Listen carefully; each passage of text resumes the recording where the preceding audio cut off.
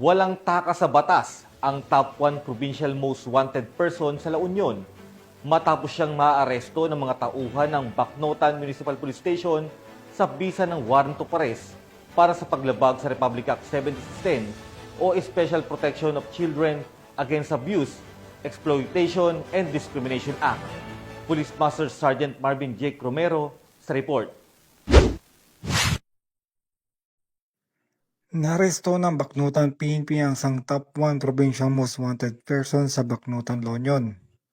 Ayon sa ulat ng Bacnotan Municipal Police Station, bandang alas 6:47 ng gabi, naresto ang suspect na kinilalang na si alias Derwin, 43 taong gulang, isang tricycle driver at residente ng barangay Rimus 2, Luna, La Union.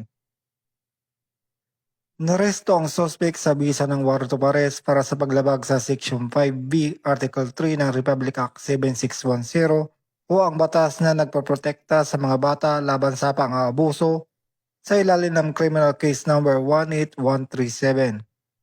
Dinala ang suspect sa istasyon para sa karagdagang dokumentasyon at disposisyon bago ipasa sa korte ng pinagbulan ng kaso. Mula dito sa Ilocos Region, ako yung PNN Correspondent, Police Master Sergeant Marvin J. Romero, alagad ng batas, tagataguyod ng balitang pulis.